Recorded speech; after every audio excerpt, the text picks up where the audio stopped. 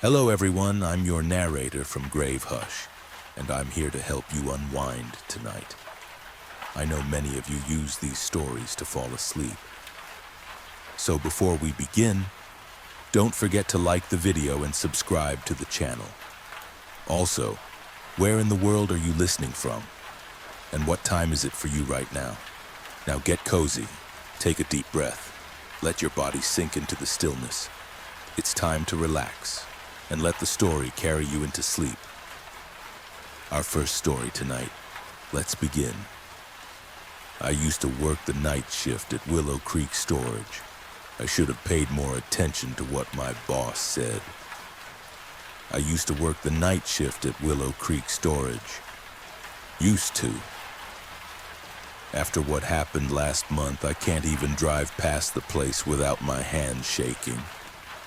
I'm typing this down now because I need people to know what's really going on there, and I don't think I have much time left.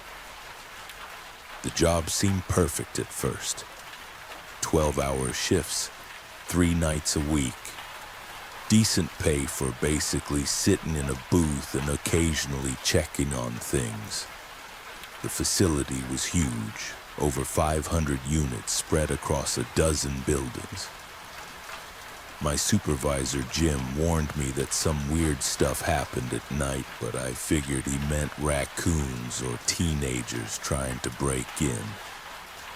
I should have paid more attention to why the last 3 guards had quit without notice. The first few weeks were normal enough. I'd make my rounds every 2 hours, check that all the gates were locked, and spend the rest of the time reading or watching Netflix on my phone. The only odd thing was that some of the motion sensor lights would flick on occasionally in Building C, even when I couldn't see anything moving. Then I started hearing the humming. It was faint at first, just a low rhythmic sound that seemed to come from everywhere and nowhere. I thought maybe it was the electrical system or an HVAC unit, but it only happened between 2 and 4 a.m. The sound had an almost musical quality, like a lullaby played through water. I grabbed my flashlight and headed toward Building C, where the motion lights were most active. As I got closer, the humming grew louder, and I could swear I heard voices mixed in. Not words exactly, but the rise and fall of conversation. Unit C-47 was slightly ajar. I knew for a fact that unit had been locked when I checked earlier. Hell, I'd rattled the padlock myself, but there it was, the metal door rolled up maybe 6 inches, just enough for someone to crawl under. The humming was coming from inside. I crouched down and shined my flashlight into the gap. The unit was empty except for a single cardboard box in the center. The humming stopped the moment my light hit it. I lifted the door higher and stepped inside. The box was unmarked, about the size of a microwave, and when I picked it up, it was surprisingly light. I almost dropped it when I realized the humming was coming from inside the box itself. That's when I heard footsteps behind me. I spun around, but the storage unit was empty. The footsteps continued, slow, deliberate steps that seemed to circle the unit. I could hear them clearly on the concrete floor, but I couldn't see anyone. The motion sensor light outside flickered rapidly like a strobe. I ran. I'm not proud of it, but I ran back to the security booth and locked the door. I sat there for the rest of my shift, watching the security monitors as lights flickered on and off throughout Building C. Sometimes I'd see shapes moving between the units, tall, thin shadows that seemed to glide rather than walk. The next morning, I checked Unit C-47. It was locked tight, and when I asked Jim about it, he just gave me a long look and said, "Did you touch anything?" I lied and said no. "Good," he said.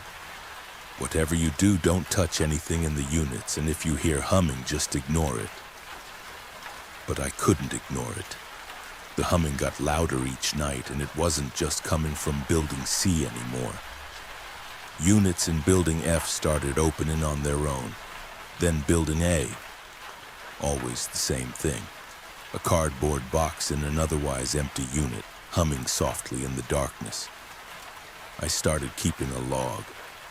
27 units had opened over 2 weeks. Always between 2 and 4 a.m.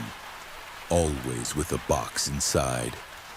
I never touched another one, but I could feel them calling to me, their collective humming growing stronger each night. Last Tuesday, I made a mistake. I was doing my rounds when I heard something different, not humming, but crying. Soft, heartbroken sobs coming from Building D. Unit D23 was open, but this time there was no box. There was a little girl. She couldn't have been more than 6 years old, sitting in the corner of the empty unit with her knees pulled up to her chest. She was wearing a yellow dress that looked like it was from decades ago, and her dark hair hung in front of her face. "Hey, sweetie," I called softly. "Are you okay? Where are your parents?" She looked up at me, and I saw that her eyes were completely black. Not just the pupils, but the entire eye. When she spoke, her voice layered with the humming I'd grown so familiar with. "They're coming," she said. "They're almost ready." "Who's coming?" She smiled, and I saw that her teeth were too sharp, too many. "The ones in the boxes. We've been waiting so long, and now there are enough of us." That's when I heard it, not just from her unit, but from all around the facility. The humming had become a chorus, rising from dozens of units simultaneously. The motion lights were going crazy, flashing in patterns that almost looked deliberate. I backed away as she stepped out of the unit. Behind her, I could see other figures emerging from the storage units. Tall shadows with too many joints. Things that moved like spiders, and more children with those terrible black eyes. I ran to my car and didn't stop driving until I run out of gas 3 towns over. I called in sick the next day and the day after that. When I finally worked up the courage to call Jim, he told me not to bother coming back. The facility was closed indefinitely due to structural issues. But I drove by last weekend and I saw cars in the parking lot. New night security, probably. People who don't know what they're guarding. I thought about calling the police, but how do you explain something like this? I tried calling Jim, but his number's been disconnected. I even tried researching the property, but all I could find was that Willow Creek Storage was built on the site of an old children's home that burned down in 1952. 43 children died in that fire. I've been dreaming about boxes. Cardboard boxes humming lullabies, sitting in storage units that stretch on forever. In the dreams, I'm walking between the units, and I can hear my name being called from inside each box. The voices sound happy, grateful. They sound like children. Last night, I found a cardboard box on my doorstep. It's sitting on my kitchen table right now, humming softly. I know I shouldn't open it. I know whatever's inside has been waiting for me specifically. But I can hear them calling my name, and I'm so tired of running.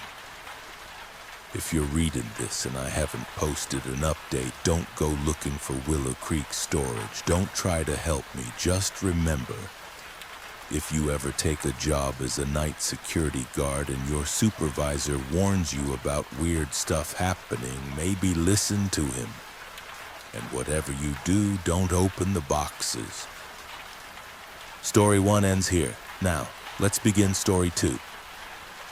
I killed a monster using geoguessing. Yep, I'm serious. Go back and reread the title. I'm just as shocked as you probably are. I'm chronicling my story online to maybe give someone else hope in case they're also stuck in a situation like I was. I'm speaking to a few people directly when I say, are you having the same reoccurring dream? The one that feels way too realistic? It's not just a dream. You have a time limit on your life. Sorry to break the news to you on this, but good news. It's not a death sentence. I beat it. Maybe you can too. To the rest of you, let me fill you in on what I'm talking about. Vivid dreams are the worst, no matter what. You could have a wonderful dream, and when it ends, it frustrates you that it wasn't real. On the other hand, a vivid nightmare sticks with you. Countless husbands have been given the cold shoulder over a dream cheating, and many children swear the creature under their bed was right there. But when I tell you my dreams were vivid, please understand that I mean vivid. I can remember the very first night my dreams became vivid. It's not hard to remember what it was like. Though they happened in a different place every time, they all followed a very similar pattern. It always started on the street. I was standing on a street staring at a home. Only I knew it wasn't me. For one, I was way too tall in my dreams. Normally, I'm an average height guy, but in those dreams I could tell that I was easily 7 feet tall based on doorways and such. After moments of staring, I would then proceed up to the house. Most of the time, I just walked up to the house. If there was a gate, I'd just hop over it or scale over a fence if I needed to. I never took the front door. Silently, I would creep to just the right window. I always knew which one. They were always unlocked. The room inside was always dark, and there was always one person inside sleeping soundly. I'd creep towards the bed, and the other indicator that this was not my body made itself apparent. My clawed, pitch-black arm would slither up, out of my control and towards the person. I wished one of these people would wake up and snap me out of my dream. They never did. I'd extend my claw and lightly tap the person's sternum, nothing more. What followed was a violent fit from the person in their sleep, as if they were choking or having a heart attack. In the dream, I would stare, motionless, until their ragged, jerky movements ceased. Silence. The dream would fade. I'd awake in a cold sweat. I used to be shook for most of the day back when it first started. I would have this dream every night. The person I confided to first about these dreams was my closest friend, Ted. For as long as I've known Ted, he's been eccentric, I guess. He works at a local tourist trap as a crocodile handler in order to, as he put it, get on the good side of the reptilians to show he's one of the humans worth saving typical Florida man. I have a hard time breaking down if he's serious most of the time, but surprisingly, he's a good listener. I was hanging out at his house watching TV as I explained to him what my dreams were like, and he nodded slowly, absorbing the picture. So, in your dreams, you're a tall murder creature that stops people's hearts or something, he clarified. I guess? I don't know, man. The worst part about these dreams is how real they feel, like I'm actually there. Do you smoke? He asked with his eyebrow raised at me. No, man, my job would can me if I did, so it couldn't be that. Nah, man, I mean, like, maybe you should, mellow out. He smiled at his own sage advice. You're an idiot, he shrugged. You came to me. That's an error in your judgment. That's fair, I guess, I sighed. Just don't sleep, bro. Problem solved. No dreams if you're not asleep. He tapped his skull. Tried. Caffeine, energy shots, splashing water on my face, whatever. Once it reaches midnight, I crash, no matter how tired I am, like clockwork. Like, at the same time, no matter what, I nodded. That sucks. You're doomed then, I guess. Sorry about it. He gave a cheeky grin. In all seriousness, though, don't they have, like, sleep doctors? Try one of those. You mean sleep therapy? I mulled over his words. I think that's really for people who have trouble sleeping, but I guess it wouldn't hurt. I looked crazy when I set up an appointment for sleep therapy. They ran some sleep tests, and they actually said I get a great night's sleep. The doctor was surprised by my frustration at the results. You want to get less sleep? I remember the confusion in his voice. Yeah, work's very demanding. I need to be able to sleep less so I have more time to work. It was a terrible lie, but the truth was stupider. That's not really healthy. You need to prioritize a healthy sleep schedule. Okay, right, I got that. There are times when I need less sleep, though. So hypothetically, what could I do on the days that I really need to crunch for work in order to healthily stay up as long as I can? The doctor pinched his brow with his hand and sighed. Keep your mind occupied. Do something that requires you to actively think. No podcasts or TV or anything like that. It should be something that requires focus. With his advice, I remember mulling over it for some time. Video games could be a viable option, but that could become costly. To buy new games constantly or invest in a better computer. I didn't want to invest in a new physical hobby either, like painting, putting money into something I might not even like. Writing? Forget it. Just writing this out is a slog enough. I don't have the imagination or patience to write a book. That's when I stumbled upon someone online geoguessing. For the uninformed, geoguessing is when someone uses an online map to randomly place themselves somewhere on the globe, where they will then guess where they are. The closer they are to being right, the more points they earn. The goal is to be able to locate pretty quickly and accurately exactly where you are on a map. For me, this was perfect. No startup cost, plenty of strategies to learn, and the world is a pretty big place, so there was plenty of variety to keep my mind focused. So I jumped in.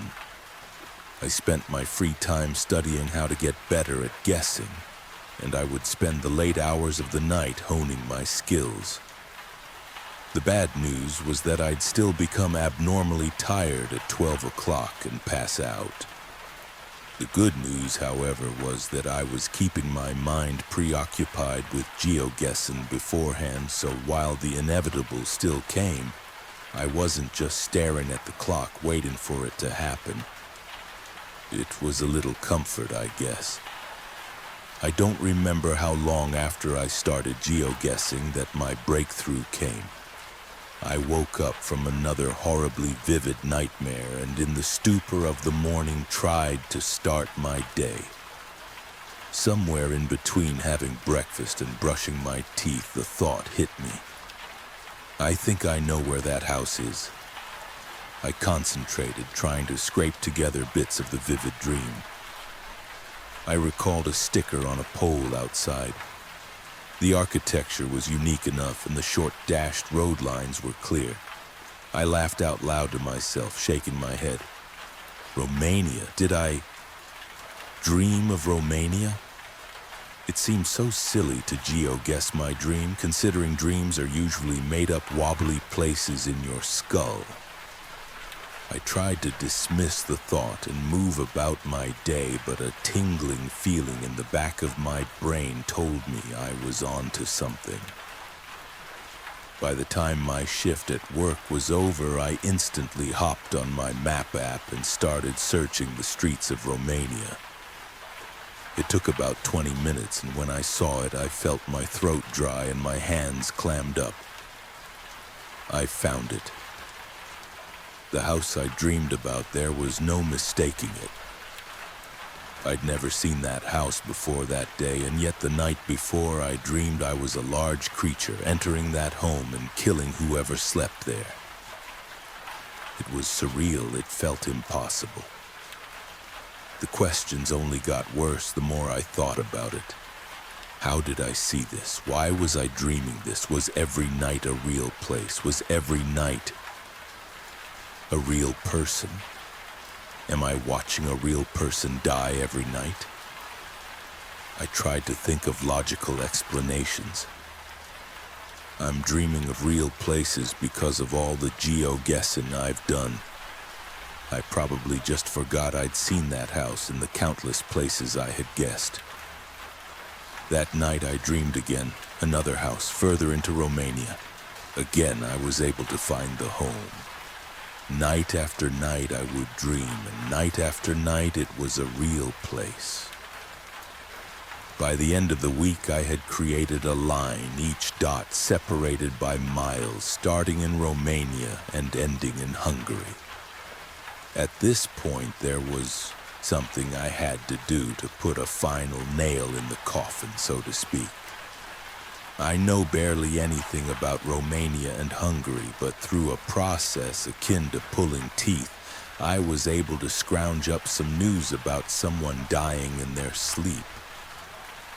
I recognized the picture of the man. He was in one of my dreams. I watched his last sputtering breaths under a long clawed hand. What do you do when you realize that every night you go to sleep, you're getting a front row show to someone's murder at the hands of a literal monster? For me, it was dissociation, a lot of ceiling staring. I wasn't exactly in the popular crowd at work, but even the few who would normally talk to me seemed to avoid me that week. Between my sunken eyes and thousand-yard stares, it was hard to imagine why. Now I had answers to some of my previous questions. But these answers only led to more questions which had enough of a pull to knock me out of my stupor. The big questions at that point were as follows. 1. Why am I seeing this? Why me? 2. What is this thing? I felt like a moron searching up things like, I dream of monsters killing people but real, but cut me some slack. I just found out that monsters were real.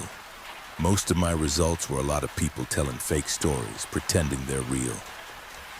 Imaginative, engaging, but not helpful. Days went by, and I was getting nowhere with my research. I continued to geoguess and map this thing's trip, and by that time it was in the middle of Austria. Finally, my search for answers led me to a pretty off-the-path website, buried a few pages deep in my search engine. It was a forum for people talking about their experiences with sleep paralysis. The part that caught my eye the most was the section about sleep paralysis demons. In hindsight, it made so much sense. People unable to move, feeling a pressure on their chest, often seeing shadowy creatures. This was it. This website was what I was looking for.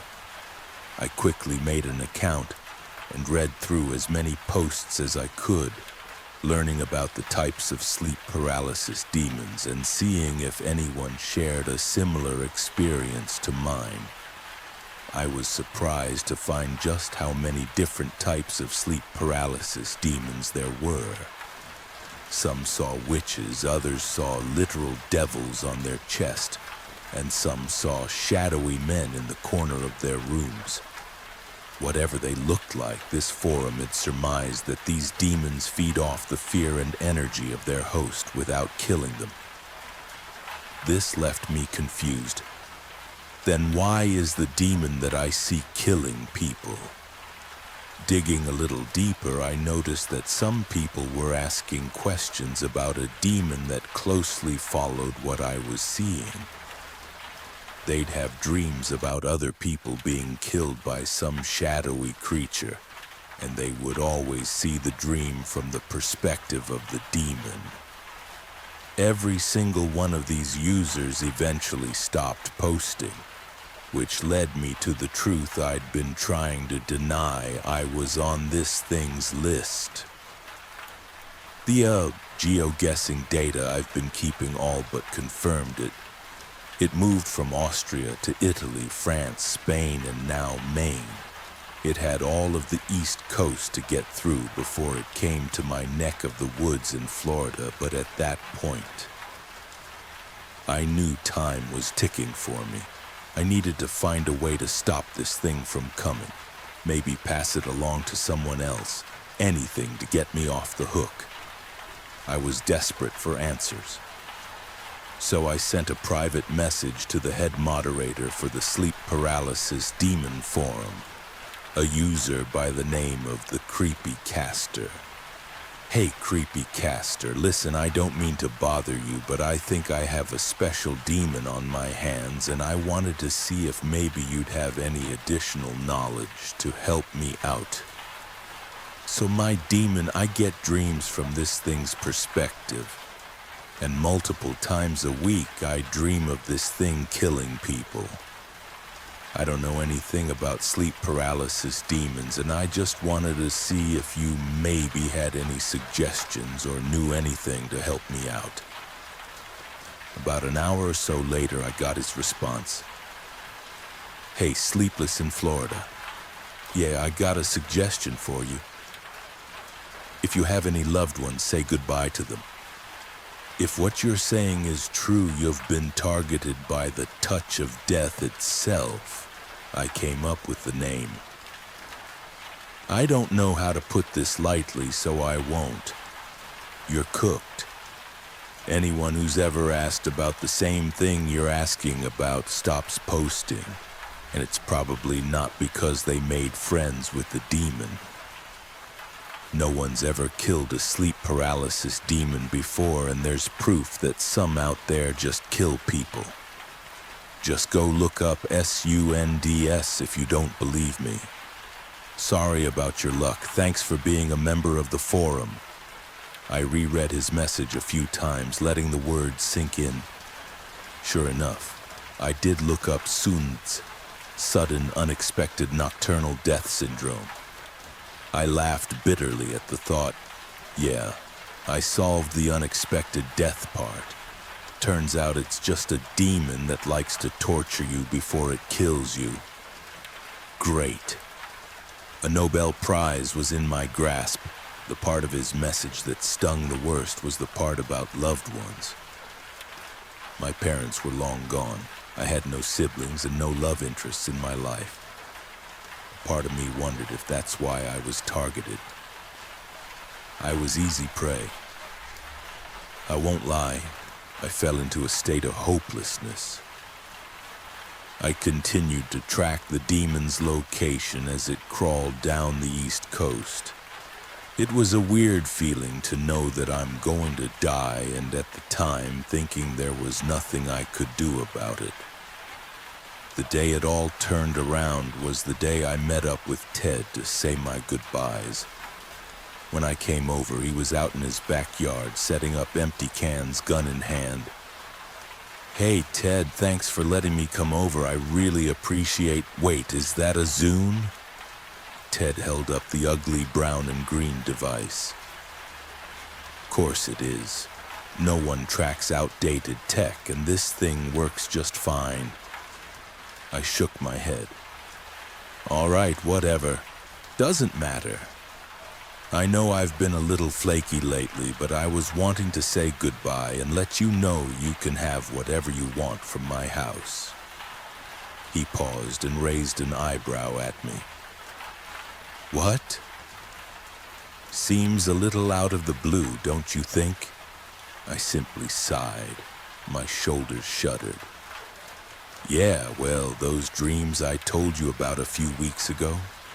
Found out I'm being hunted by a demon. It's coming for me soon.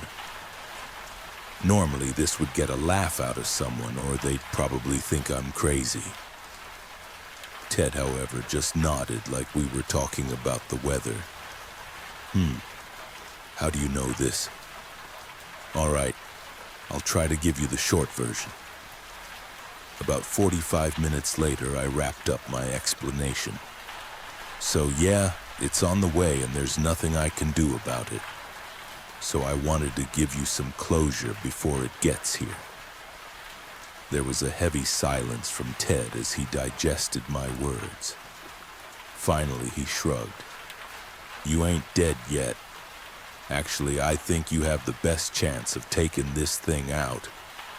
Somehow, despite me being the one approaching him with this crazy information, now I was the one flummoxed. Did you zone out on what I was saying, dude? He shook his head. Nope. Heard every word. So your boy's coming to get you. Because you live alone. But you have an advantage that no one else had. You know it's real. And you know where it is. I bet every poor guy who died before you didn't know it was too late until they saw themselves in the eyes of the demon. But you can prepare. Prepare how? I'll be paralyzed. What, you want me to set up some marbles by the window so at least I can see this thing stumble over before it kills me? Ted laughed. Fun, but no. Answer's pretty simple, bro. He aimed his shotgun at his makeshift target practice and let off a loud shot, bits of can shredding into the air. We shoot it with a gun. I was frustrated with Ted. Shoot it?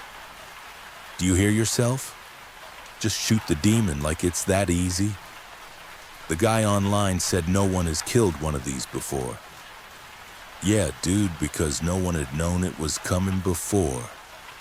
You think people who were dying to this thing in the Middle Ages were geoguessing the location of demons? Hell, man, they didn't even know that they should wash their hands. I bet they'd just wake up and say, yep, Pa died in his sleep because his humors were out of whack or some garbage like that. He held up a shotgun slug. We can make history here, be the first to bag a demon. Like I said, you ain't dead yet. So let's make a plan to keep it that way. We spent hours going over what could potentially be a way to save me. It felt ridiculous, but Ted was right. I might have been the first person to know where this thing was. It might have been just the knowledge we needed in order to actually do something about it. That night, when I left with a plan, there was still a bit of unease. But at that point, what other option did I have? Each morning, I continued to track where the creature was the night before. Once it reached Georgia, I remember letting Ted know that it was close and that the plan was on. I'll never forget the night I saw my own house in the dream. I was so used to seeing all these different houses and once inside the different faces. But here I was in front of my own home, the cicadas buzzing in the trees on a humid summer night. There was a moment of fear that went through me. What if this doesn't go right? What if this demon is linked to my mind and knows what we have planned for it? It was useless to think about these what-ifs at the time. The demon was already in motion. I watched from its eyes as it approached my bedroom window. There it stared down at me. I was staring at my own self, fast asleep in the bed. I watched the demon's hands grasp the base of the windowsill and slowly creep their way inside. Its eyes were locked onto my sleeping frame the whole time, just as I had hoped. It moved its way to the side of my bed, no sound of footsteps despite its towering frame. This was it. Do or die. The silence of the room was broken by the simple sound of a shotgun being racked. Ka-chunk. The demon's vision spun, and there, tucked in a corner of the room, was my buddy Ted with a shotgun at the ready. He smiled. "Buenos dias, you ugly mother." I don't know if it was the sound of the shotgun or the slug hitting the demon directly in the chest that woke me up. But in an instant, my vision shifted from the demon's point of view to my own, as I stared at the lumbering nightmare creature in my room. It had a solid shape, though slightly fuzzy at its edges, like when you squint looking at a light. I didn't have much time to sit in bed and admire my new friend. It was time to act. I grabbed the snare on a pole from under the covers. Ted's work let him keep most of his equipment, and quickly looped the snare around this thing's neck to hold it in place for another shot without letting it get near us with its hands. I was able to bring the demon down to its knees as it struggled, letting Ted line up a shot directly for its dome. Black tar leaked from the hole in the middle of its chest. "Now, Ted, now!" Another rack of the shotgun, another ear-piercing noise as the slug found its mark, tunneling into the faceless head of the large figure. Immediately its body went slack as more black ooze bubbled from the hole in its head. The large demon collapsed onto the floor with no apparent movement. Ted fired another 3 shots to make sure it wasn't just playing dead. Both of us stared at the body for an hour or so, unmoving, my hand firmly on the snare pole and Ted at the ready to put more lead into the demon. But it didn't move. The fuzzy-edged body laid in a pool of black tar as still as the night itself. I broke the silence as I heard the bird song outside, signifying the approach of morning. "We just gave an audience one hell of a dream," I sputtered. Ted smiled back. "We probably just saved a whole bunch of people, didn't we?" I nodded. "Probably. Now help me move this thing out back. Don't touch its hands either. Don't know if they're still lethal." We dragged that thing out to my backyard and buried it in a hole we finished digging a week or so earlier. I haven't had a dream since. Story 2 ends here now. We drift into story 3. I rented a cabin with my girlfriend, but she was already dead. I rented a cabin with my girlfriend, but she was already dead. The final stretch of road to the cabin was a serpent of wet asphalt, slick with a patina of fallen leaves. Autumn had bled all over the mountains, staining the world in hues of rust and gold. Beside me, Clara was silent, her gaze fixed on the dense tangle of trees blurring past her window. This trip was my idea, a desperate attempt to press the reset button on a relationship that had grown frayed and distant over the past few months. I reached across the console and took her hand. It felt like a small, cold stone in mine. "Almost there," I said, forcing a cheerfulness I didn't feel. "Just think, 2 whole days. No work, no phones, just us in a fireplace." She turned her head slowly, a motion that seemed to require immense effort. Her eyes, usually a vibrant, mischievous blue, were like polished glass, reflecting the dying light of the afternoon without taking any of it in. "Just us," she echoed, her voice a monotone whisper devoid of its usual warmth. I squeezed her hand. No response. I dropped it back into her lap, my own fingers tingling with a strange residual cold. I blamed the weather, the long drive, the stress we were trying to escape. An excuse for everything. The cabin was exactly as advertised, secluded, rustic, and bordered on all sides by a dark, imposing forest. As I fumbled with the old brass key, a shiver traced its way down my spine, a cold that had nothing to do with the crisp mountain air. Inside, the air was stale and heavy. A thick layer of dust coated the pine furniture, and the great stone fireplace looked like a gaping, soot-stained mouth. "Home, sweet home," I announced, dropping our bags.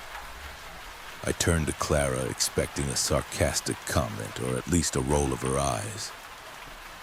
Instead, she had drifted to the large picture window overlooking the woods. She stood perfectly still, her back to me, a slender silhouette against the encroaching twilight. "Clara?" She didn't move. I walked over and put my hands on her shoulders. The fabric of her sweater felt impossibly cold, as if she'd been standing outside for hours. "You okay, babe?" I asked, my voice softer now. "They're watching," she murmured, her breath fogging the glass. "Who's watching?" I peered into the forest. There was nothing but a wall of shadow-draped trees. "It's just the woods, hon. It gets a little spooky at dusk." She finally turned from the window, her face pale and impassive in the dim light. "I'm tired," she said, and without another word she walked into the bedroom and closed the door. That night, my sleep was a battlefield. I was plagued by nightmares of drowning in icy water, my lungs burning for air that would never come. I'd thrash and wake up gasping, the sheets twisted around my legs. Each time I'd see Clara. She was sitting upright in the bed, her back ramrod straight, staring at the closed bedroom door as if expecting a visitor. She never seemed to sleep, never seemed to breathe. The next morning, I found her in the exact same spot she'd been the night before, staring out the picture window. I'd made coffee, the rich aroma a desperate, normal-smelling anchor in the increasingly strange atmosphere of the cabin. She refused a cup. She refused the toast I made. "You have to eat something," I pleaded. "I'm not hungry," she replied, her gaze never leaving the trees. She began to hum, a low, tuneless sound that grated on my nerves. It was a melody I'd never heard, dissonant and strange. By midday, I couldn't take it anymore.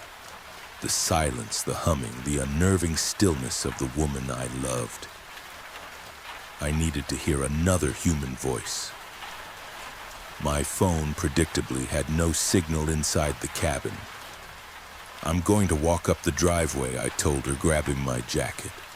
"See if I can get a signal, call my folks." She gave a slight, almost imperceptible nod.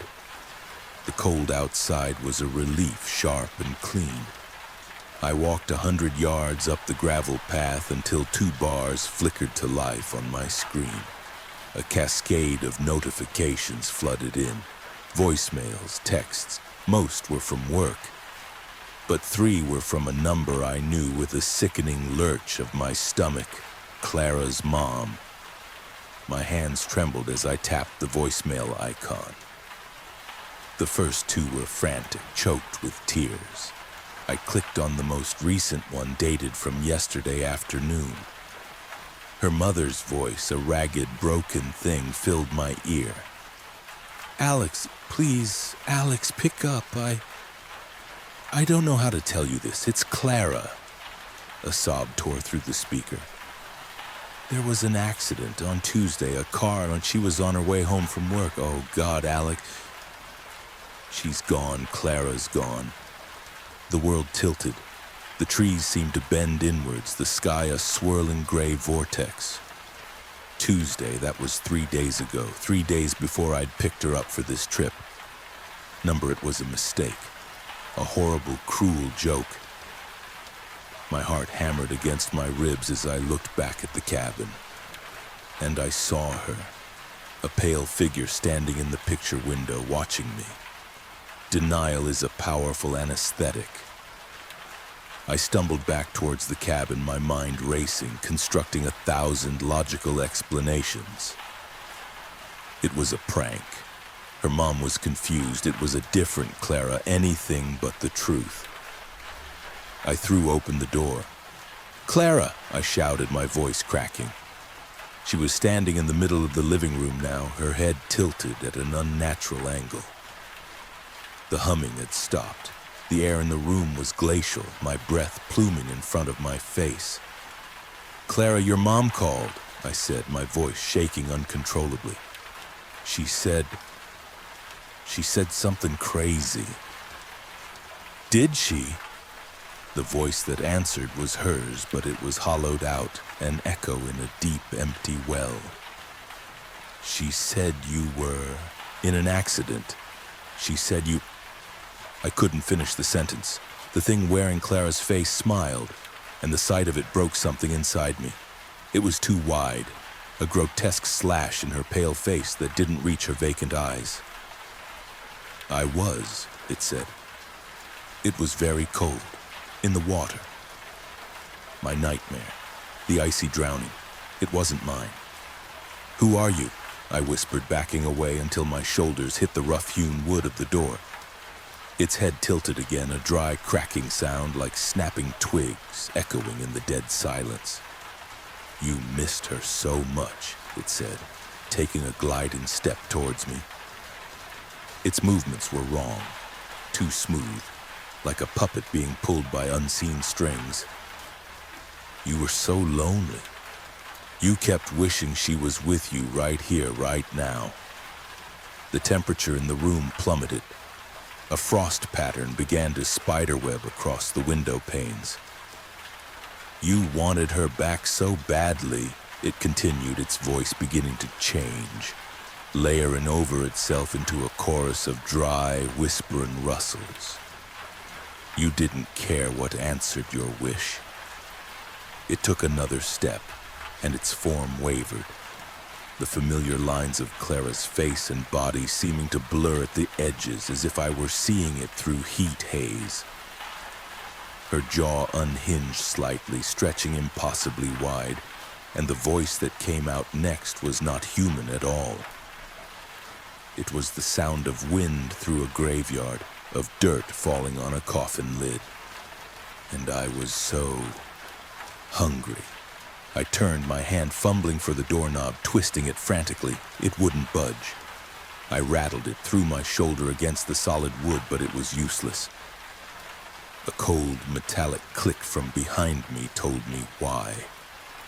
The key I had used to let us in was turning in the lock. From the outside. Story 3 ends here. Now, listen closely to Story 4. I'm a programmer, and I think I've found a bug in reality.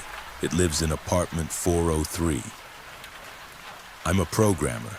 My world is one of logic, syntax, and order. If X, then Y. A bug is just a rule you haven't understood yet. Everything eventually makes sense. I live my life by that principle. I work from home, a freelance web developer in a quiet, modern apartment building in Beppu. My apartment is my office, my cafeteria, my entire world, and I like it that way. It's a closed system, controlled. At least it was. It started last Tuesday. I'd been staring at my monitor for 10 hours straight, and my eyes felt like they were full of sand. I got up to get some water, and as I stepped into my doorway, my neighbor across the hall, Mrs. Tanaka, was opening her own door. For a single, impossibly long second, the space behind her was not an apartment. It was trees. Tall black cedars packed so tightly together that no light could get through. There was a floor of damp, dark soil, and it was utterly silent. Then she stepped inside, the door clicked shut, and the moment was gone. My first thought wasn't monster. It was visual artifact, a bug in my own wetware. I managed to push the incident to the back of my mind. For a week, the system was stable. Then the bugs started to multiply. I saw the lobby security camera's timestamp jump back 3 hours and then correct itself. The elevator took me to my floor even when the button wouldn't light up. One night, a high-frequency hum pulsed through the wall from the vacant apartment next door. A programmer cannot ignore a pattern. I opened a new file, anomalies.log. I recorded everything trying to find a rational explanation. Hypothesis, faulty CCTV clock capacitor. Hypothesis, elevator button LED burnt out. Hypothesis, sound from HVAC pipes. I needed external validation. The next morning, I saw Mrs. Tanaka checking her mail. I asked her casually, "Have you noticed anything strange with the elevator lately?" She turned to me, her expression melting from confusion into genuine concern. "The elevator?" "No, Sora-san, I don't think so." She took a half step closer. "Are you feeling all right? You seem very tired." Her kindness was the worst possible response. It confirmed the problem wasn't the building, it was me.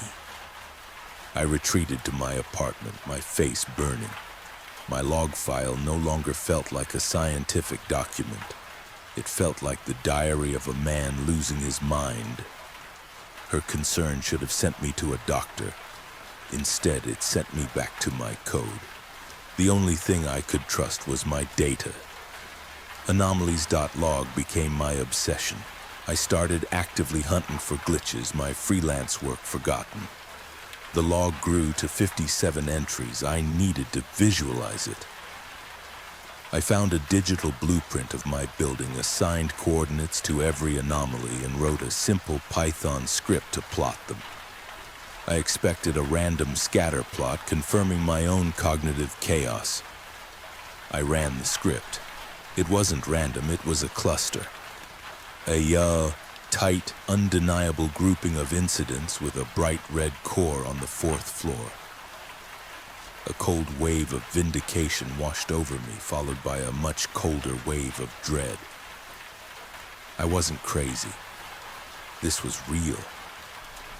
My fingers trembled as I wrote a new function to calculate the geometric center of all 57 data points. The script spit out a set of coordinates. I cross-referenced it with my blueprint, my heart hammering. The epicenter wasn't just on the 4th floor. It was in the dead center of a single unit. Apartment 403, I stared at the number 434-3.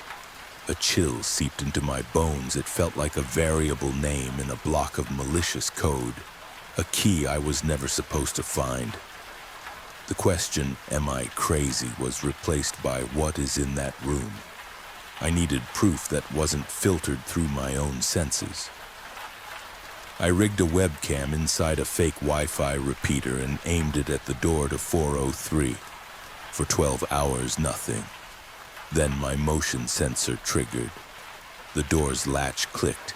It drifted inward a few inches, revealing only a sliver of perfect matte black darkness. The fluorescent light from the hallway didn't shine into the apartment. It bent at the threshold. It stretched, warped, and was pulled into the darkness like water down a drain before the door clicked shut. I had the recording. It was impossible, a violation of physics, but it was proof. My hands shaking, I opened a browser and started typing every keyword I could think of. Beppu apartment glitch. Doorway opens into forest. Light bending in doorway. 43 phenomenon Japan. The last one hit. A link to a subreddit called r/NOSLEEP. The post was titled, "I'm a sound engineer who moved to a remote Japanese village for silence." I read about a 43 hertz hum. The number hit me like a physical blow. I read about his escape to a hotel right here in Beppu. From there, I quickly found another post. "I'm a Shinto priestess." I read about a devouring silence, a shrine on the coast near my city. The pieces crashed into place.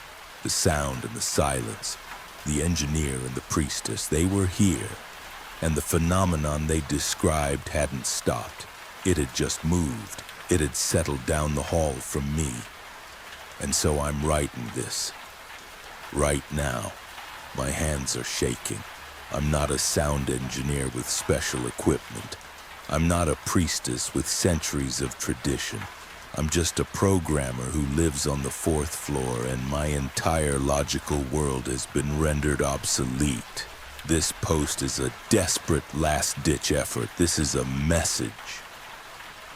To the sound engineer who escaped to Beppu and the priestess on the coast, I've read your warnings. I think the thing you were dealing with didn't die. It didn't go away. It followed you. I think it found a place to nest. It's inside apartment 403. I don't know what the old man who lives there is, but the light bends at his doorway, and the number on his door is the same as the frequency of your hum. Please, you are the only 2 people in the world who might understand this. You have to talk to each other.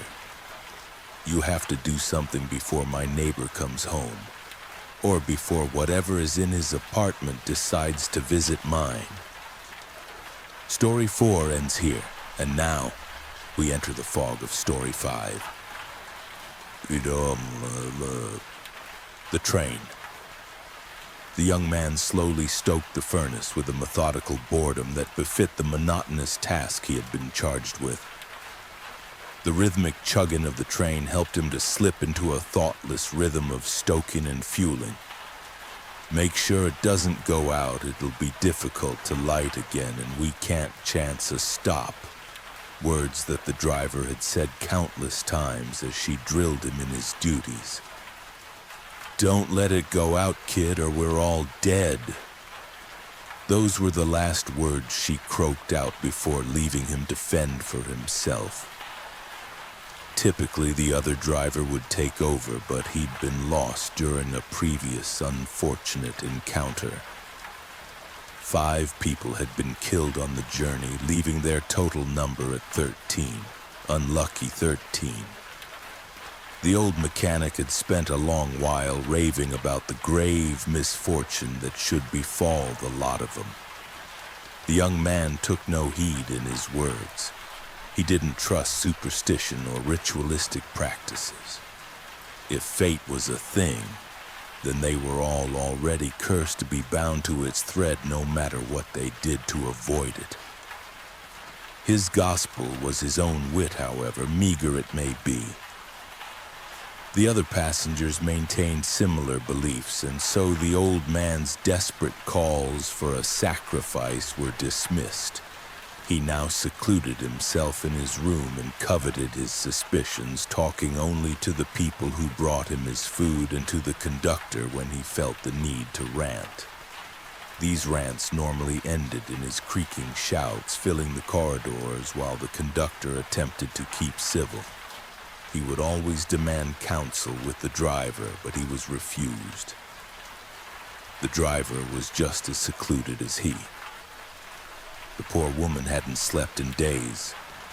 She had refused to submit the position of driver to anyone, not even for a second, but eventually she was too weary to manage it any longer.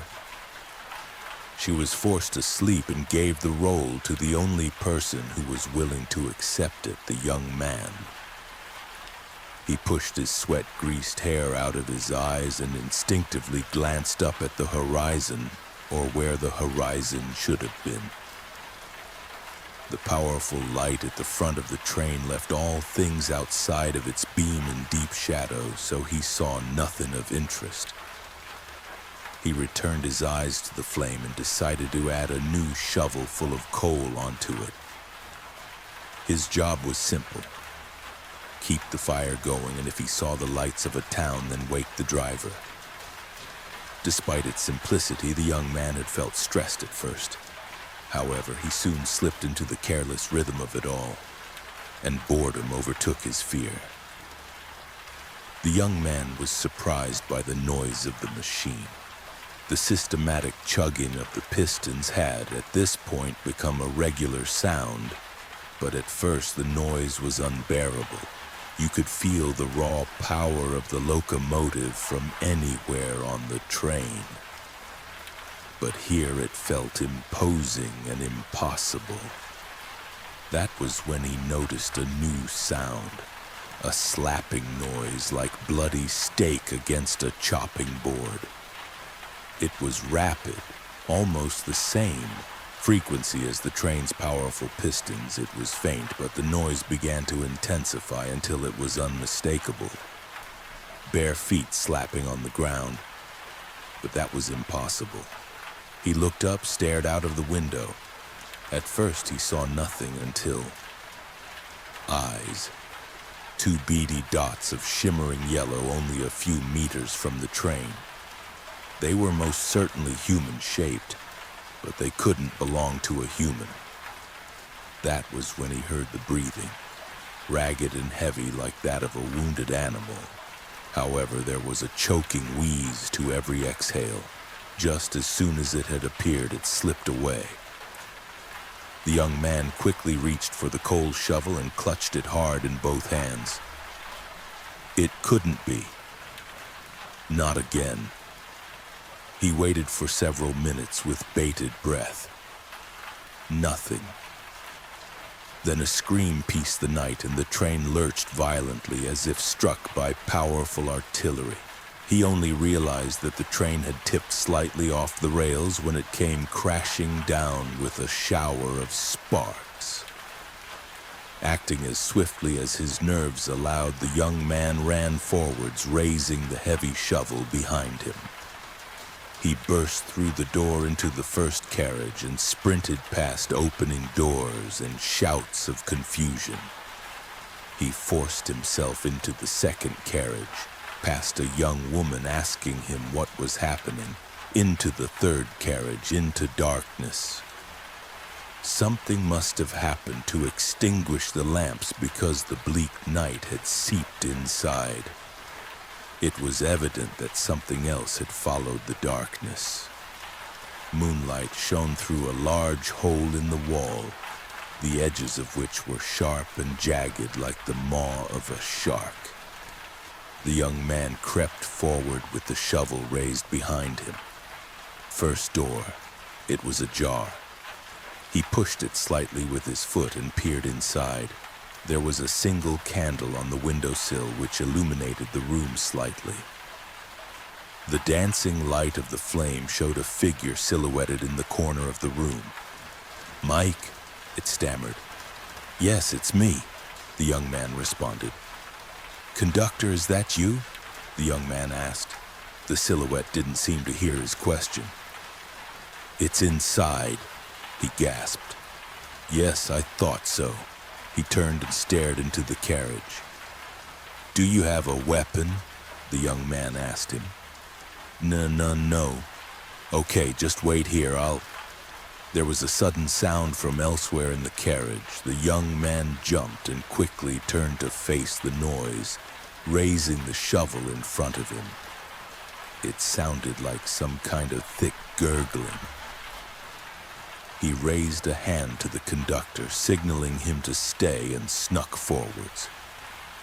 He had to put an end to the insurgent before anyone was hurt. The gargling became louder as he slowly stepped closer.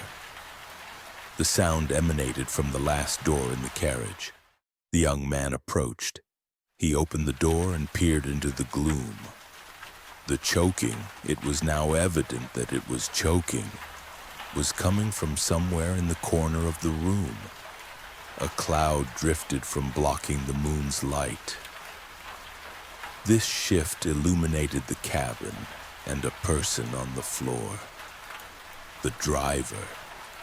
The lower half of her face was a mass of blood and torn muscle. She was trying desperately to scream, but blood filled her throat and what was left of her open mouth. She attempted to reach towards the young man, but her arm was a torn mess of bone and viscera. She coughed a globule of blood. It spilled onto her neck and trickled down, tracing the veins along her throat. Her chest had been slashed several times and her blood was smeared around her from her weak struggling. The young man's stomach lurched and held his arm in front of his mouth. The sight was horrific. The weight of it forced him from the room. He doubled over and gagged, clutching his stomach. He'd eaten little over the passing days, so the vomit he disgorged onto the carriage floor was merely bile. He steeled his nerves and tightened his grip on the shovel. Retching on the stench of death, he pushed the door to and raised the shovel. Slowly, he forced himself into the room and stared around for the perpetrator. The room was small, all of them were, but even so, there was no clear sign of the beast. He'd decided it was a beast, human or not. There was a shuffling above him. He looked up. The first thing he saw was teeth. Eerily straight white teeth, cracked crimson-stained lips twisted in a wide smile. Blood-tainted saliva dripped from the corners of its mouth. The worst part were the eyes, yellow and shimmering like pits to hell. Its head creaked round with the sound of bones crunching, turning a full 180 degrees. He stood frozen to the spot. His shoes felt like sacks cold as he stared at the creature. It moved first. With a retching scream, it threw itself towards him, claws outstretched. He threw the shovel blade up to protect his face and was almost able to pull it up fast enough. The shovel slammed into the underside of the monster and knocked it slightly off course. Instead of wrapping around his throat, the claws slashed at his shoulder. The thick claws tore at his flesh, sending a splatter of blood across the room. The young man staggered back into the hallway as the creature careened into the wall of the room. Its claws scraped at the doorway, snatching at where he had just been standing. He raised the shovel and brought it down wildly in a desperate attempt to hit something. There was a thick crunch followed by a blur of movement, and the shovel was wrenched from his hands. He was slammed off his feet and his head crashed to the floor. Powerful arms held him down and he felt hot breath and saliva hit his face. He saw the monster rear its head up and scream in his face, playing with its food. It slowly bent its head down and let out a rattling snarl as it moved its mouth towards his throat. A thump of footsteps from the hall behind caused the creature to look up. It screeched at the newcomer. Then its head erupted in a shower of blood. The young man was so confused by the rapid sequence of events he didn't even register the subsequent gunshots that followed the first. The creature stumbled back and writhed as bullets found their marks in its shoulders and stomach. It wailed and collapsed into a heap on the floor at the back of the carriage, unmoving. The marksman who fired the bullets walked into the young man's peripheral vision. He knelt beside him and grabbed his uninjured shoulder. "Mark, can you hear me?" It was the thick voice of the old mechanic. "Sorry I took so long. Fucking gun case was jammed." The young man coughed and felt his chest ache. "I think my ribs are broken," he groaned. "Yeah," the old mechanic grunted. "Here," he offered and helped pull the young man to his feet. His body screamed in protest, but he was able to stand and rested against the wall. "That thing was so fucking strong," the young man said through clenched teeth. "You're lucky I got here in time. Another second and it would have torn you to shreds. The driver wasn't so lucky. She's dead." The young man nodded. "Fucking of course, I told y'all 13 were bad luck." The young man said nothing to this remark and instead focused in staying upright. There was a silence between the two until the old mechanic broke it. I'll go deal with the driver. You go get some help from Emily, see if she can do anything about that gash. It looks..." There was a wet, hellish snarling sound from the foot of the carriage. They both looked up and were gripped with fear. "Fucking shit." The old mechanic swore as he fumbled with his belt, trying desperately to find some spare rounds. The creature was standing straight up, its head lolling back on its shoulders. It burped thick black blood from its wounds, and when its head tipped forwards, they saw that it was still smiling. The right side of its face had been destroyed and was now nothing more than a sickly mass of red. Blood dripped down its cheek and into its mouth as its smile widened. Its shoulders began to heave in big, shuddering coughs. When the young man realized that it was laughing, he felt his stomach knot. He heard the old mechanic fumbling behind him and knew he wouldn't load the gun in time. Was this it? The shovel. He searched the floor desperately and saw the glint of moonlight off the shovel's blade. Adrenaline keeping him from succumbing to his wounds, he yanked the shovel up just as the monster began to sprint towards them. He swung, it crashed into the creature's head, sending it spiraling to the left. It crashed to the floor and skidded towards the hole it had made to break in. It scrabbled at the sides to keep itself from falling out, but the young man raised the shovel and brought it down on its left hand with all his remaining might. Its hand crunched and it tumbled into the night. He fell backwards and crashed against the wall. His head spun as he felt the mechanic's hands on his shoulders. More people rushed into the carriage and he felt them fussing over him. The mechanic was shaking him, saying something, but he could barely hear his words. However, he wasn't focused on that. Something was wrong. It took another minute for him to realize what it was, and his heart sank. They had just stopped. The sentry stood on the wall and stared over the horizon. Her shift had begun almost 6 hours ago, and the cold desert night was eating away at her fingers. The rifle that she clutched in her hands felt more like it was made of titanium than steel. She walked back and forth over the gate, staring down at the rail. This station was very important and had to be protected. She understood that. But that didn't stop her hating the job. She then heard the chugging of a train in the distance, and his eyes flicked up to the horizon. The yellow floodlights of a train could just be seen in the distance.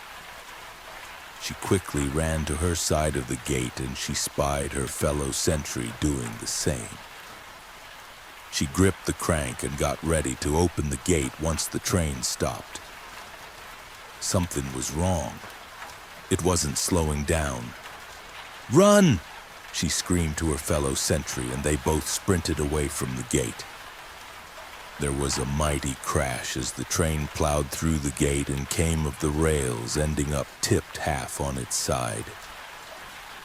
The guards and sheriff searched the inside of the train. They found a large hole torn in the side of the rear carriage, and the locomotive at the front had been attacked by something. There were clear signs of a fight on board, but there was no sign of anyone. They found no bodies, no hint someone made it out. The train was empty.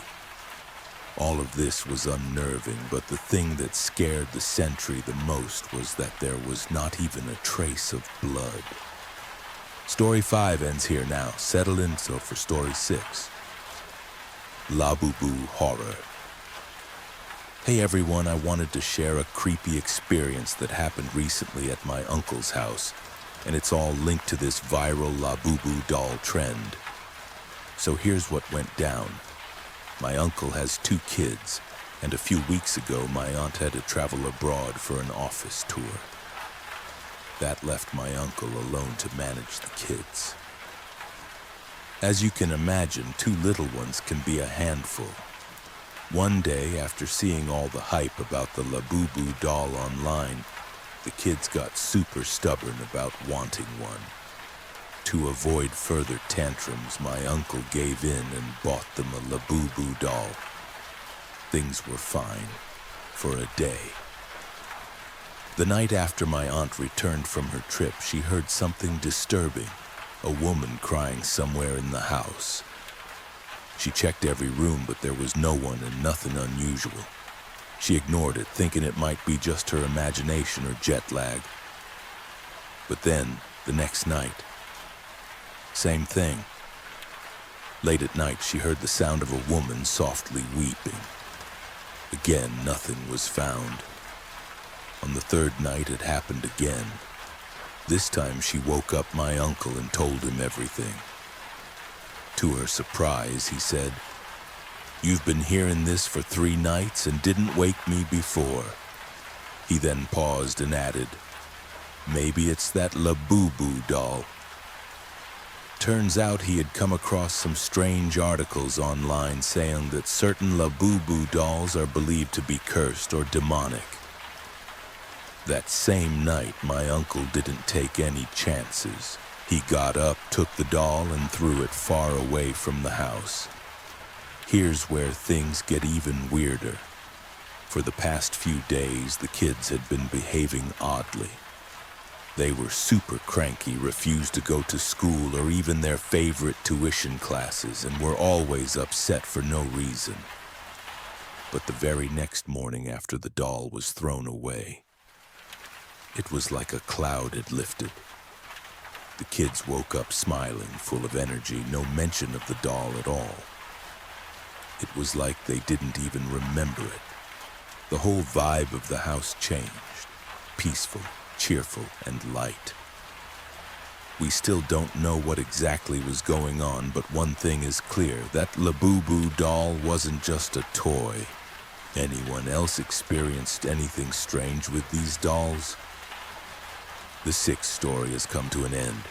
Now it's time to knock on the door of the 7th. I'm trapped in a public bathroom, and I think I may never leave. Dude, I should not have had that last beer. Or maybe it was the 5 shots of Fireball before we left the house.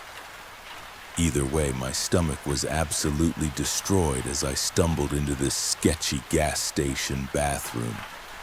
My brothers at Sigma Chi are waiting on me. I need to hurry. "Bro, emergency," I muttered, pushing through the heavy door. The place reeked, but whatever. I was about to explode. My Sigma Chi tattoos were just barely visible under my wrinkled polo as I made my way to the middle stall. The lock was busted, but who cares? I'd be in and out. Man, I was so wrong. As soon as I sat down, my gut just went haywire, like way beyond normal beer shits. This was something else entirely.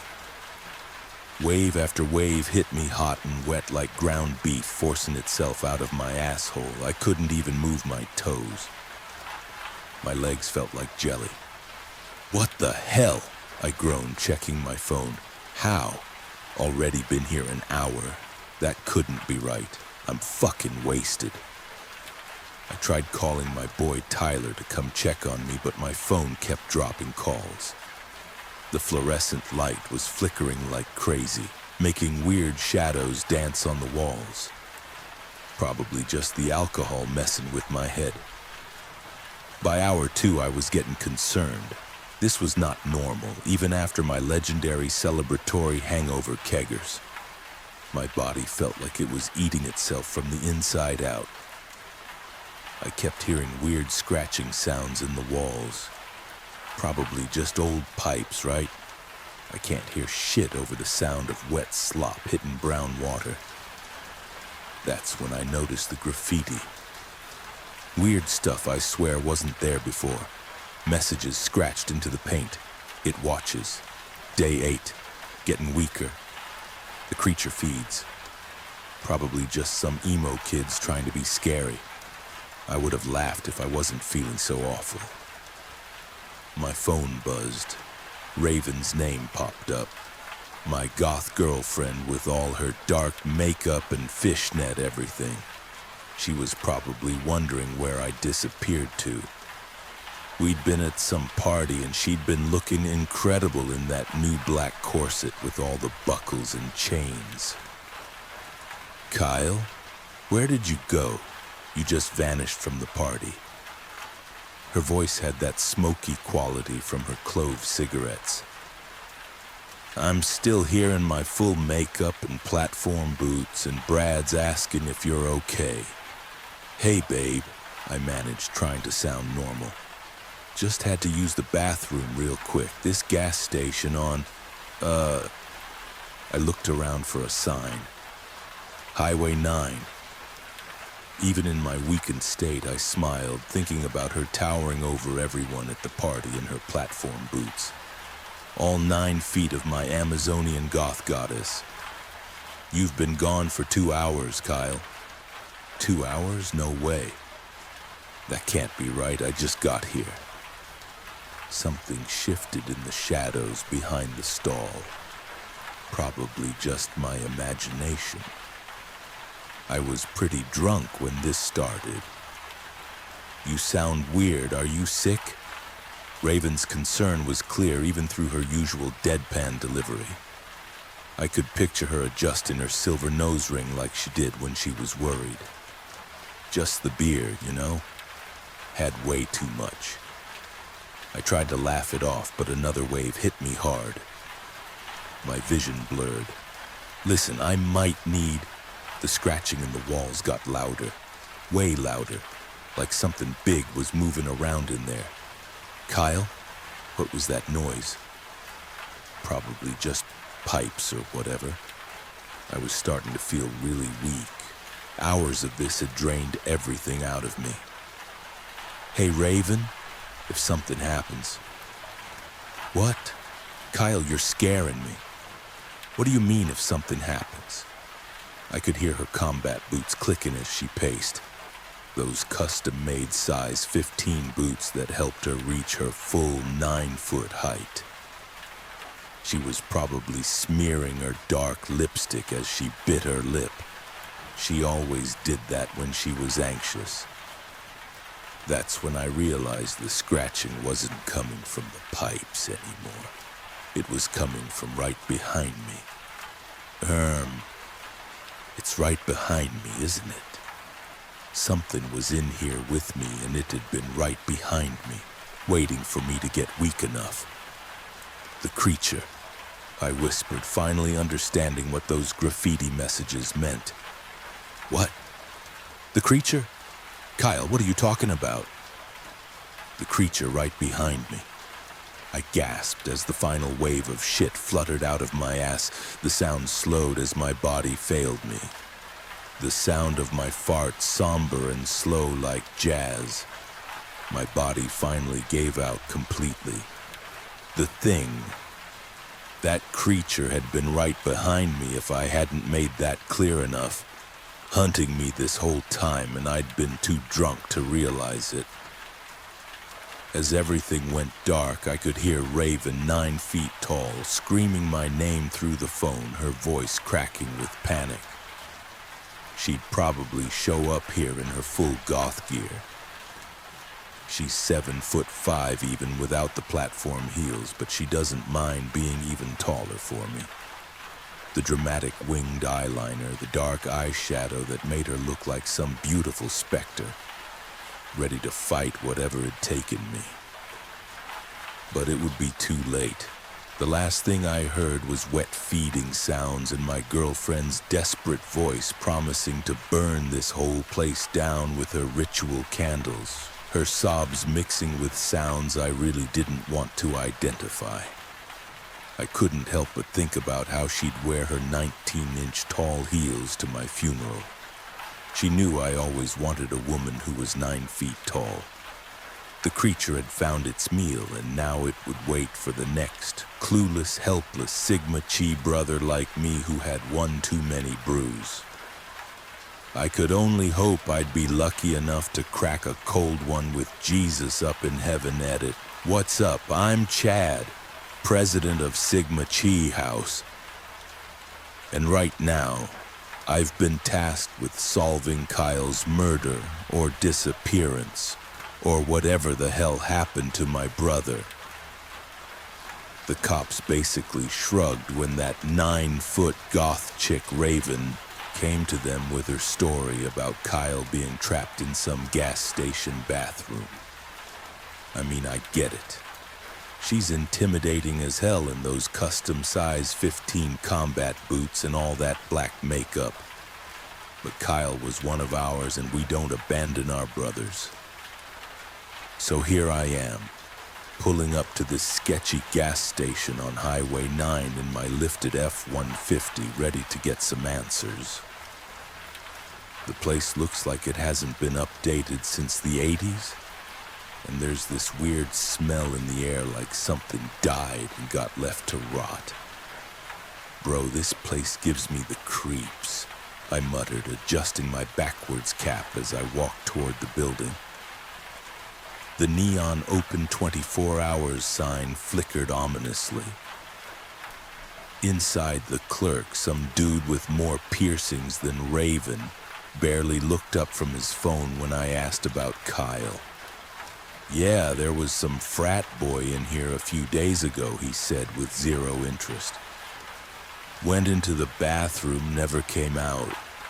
We figured he climbed out the window or something. What do you mean, never came out? The clerk shrugged. Bathroom door was locked from the inside when we finally checked. Nobody in there, though. Just his phone on the floor and some mess. My stomach dropped. This was not the explanation I was hoping for.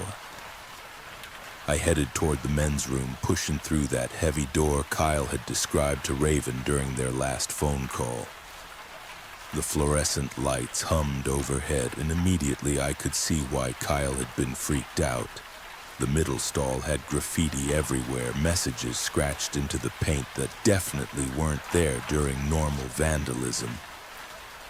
Day 12, still here. It feeds on weakness. The creature hunts. And at the bottom, in what looked like Kyle's handwriting, tell Chad to avenge me. Tell Raven I love her platforms. What the hell, Kyle? I whispered, pulling out my phone to text the group chat. But my signal was completely dead in here. That's when I heard it. Scratching in the walls, just like Raven had described from Kyle's phone call. My first instinct was to bolt, but I'm the president of Sigma Chi. We don't run from anything. Yo, whatever's in here, I called out, trying to sound braver than I felt. You messed with the wrong fraternity. The scratching stopped. Then something much worse started. A low, wet sound coming from the pipes above, like something large was moving through them. My phone suddenly got signal and immediately started buzzing with texts from the brothers asking for updates. But the most chilling message was from Raven. Get out of there now. I can sense it waking up. 9 feet of goth intuition was not something to ignore. I backed toward the door, but it wouldn't budge. The same pneumatic hiss Kyle had mentioned was back, only in reverse, like the room was sealing itself. Oh, come on, I banged on the door. I've got a charity mixer to plan. The creature, whatever Kyle had encountered, was getting closer. I could feel its presence growing stronger, just like he'd described. But unlike my brother, I wasn't weakened by hours of beer and Fireball. I was stone cold sober and pissed off. My phone buzzed one more time. Another text from Raven. If you're still alive, the creature feeds on desperation. Stay angry, not afraid. Kyle's spirit says the silver cross on your chain burns it. I looked down at the Sigma Chi cross pendant around my neck, the one Kyle had given me when I became president. It was starting to glow with a faint silver light. Was Kyle watching me from beyond the grave? Would he protect me like a Stan from JoJo's Bizarre Adventure? "All right, you ugly bastard," I growled, gripping the cross. "Let's see how you handle a pissed-off frat president with nothing to lose and a trunk full of cold ones."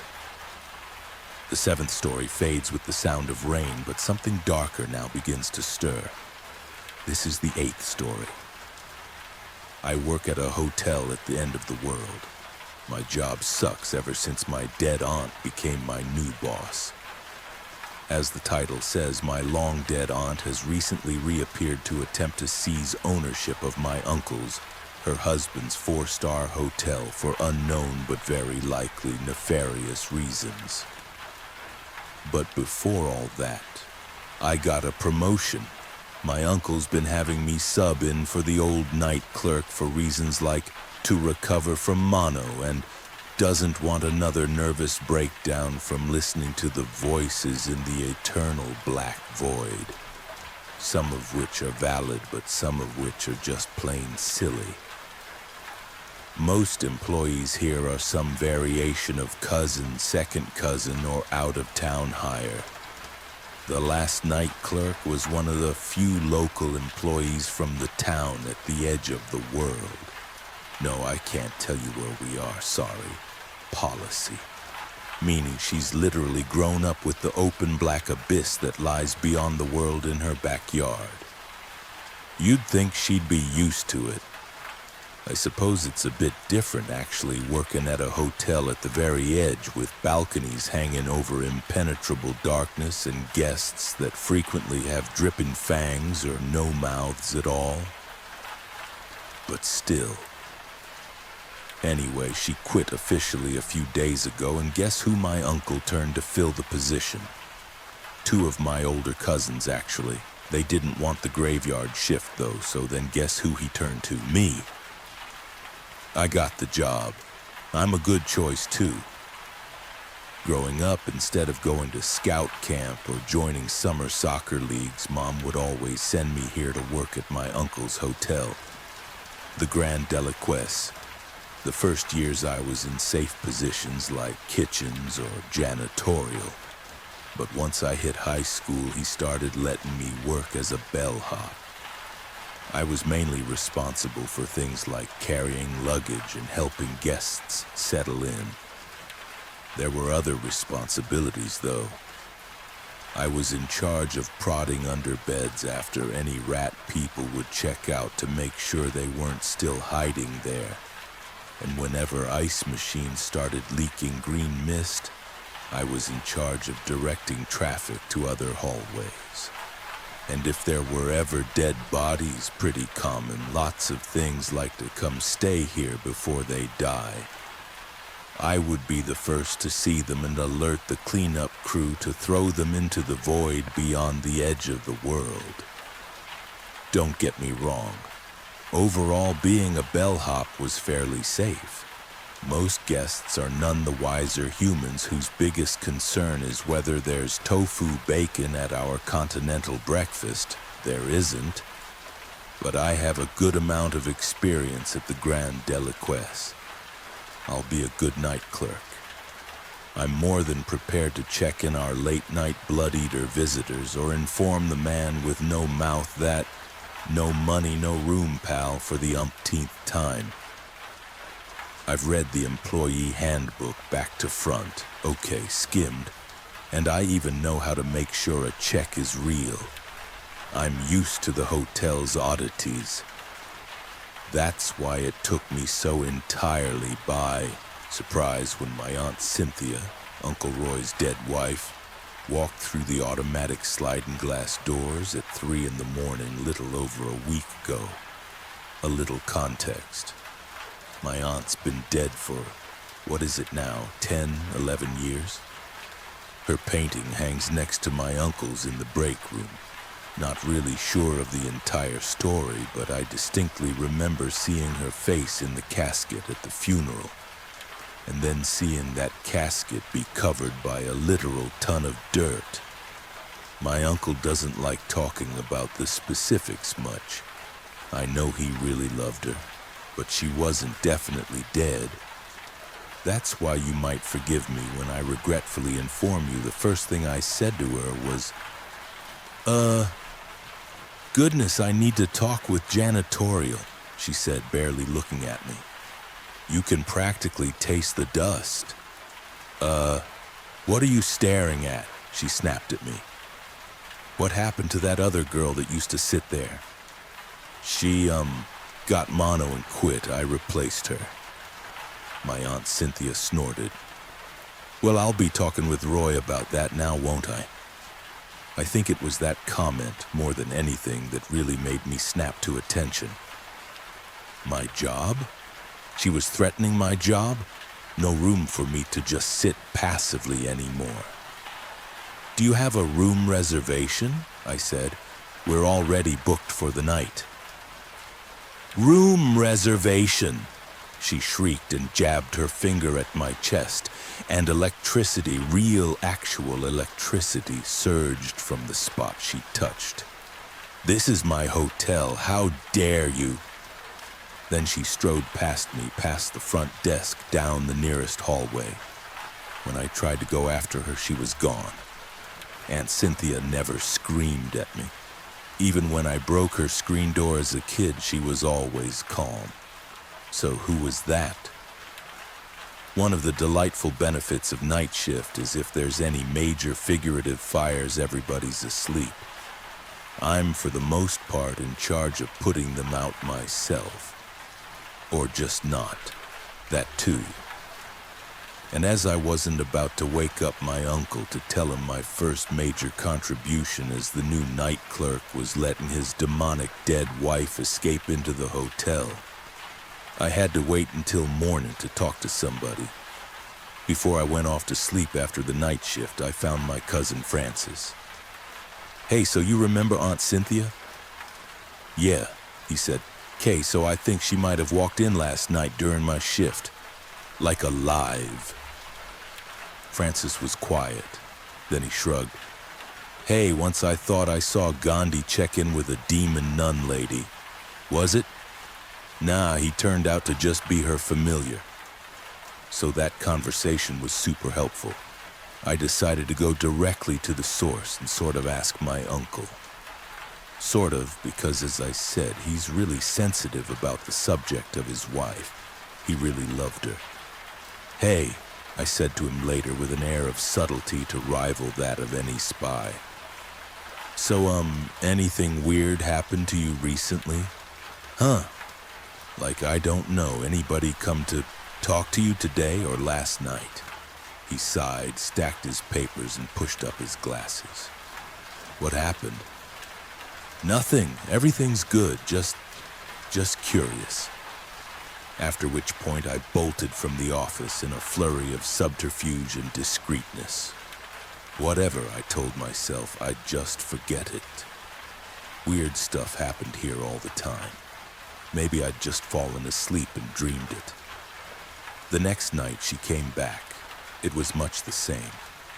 She strolled in, this time in a uniform I sometimes saw Uncle Roy wear on special event days, with a little name tag that read Aunt Cynthia, which we can all agree is an odd title to give herself, seeing how she's only an aunt to limited people. But okay then, fine. Similar to the day before, she insulted the cleanliness of the lobby, but this time she rounded the counter, attempted to sign into the computer, then snarled in frustration when none of her passwords worked. After a minute of this, she strolled away again. Some nights she would come, some nights she wouldn't. I stopped mentioning it to my cousins and never brought it up again to my uncle. Each time she came, she declared she was going to speak with him, but as far as I could tell, she never did. Uncle Roy doesn't sleep here like a lot of the rest of us. He's grown up here at the edge of the world knowing he'd take over the hotel one day, and he has a house in town. Could Aunt Cynthia leave?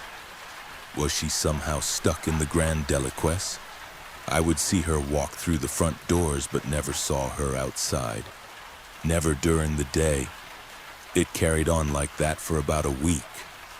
Odd, but nothing too terrible. Then 2 days ago, when she was ranting at me in a very un-Cynthia-like manner, another family walked in, an older-looking mother and her grown-up daughter, humans. So sorry about the time, the older lady apologized. She was dripping with water. Outside was pouring.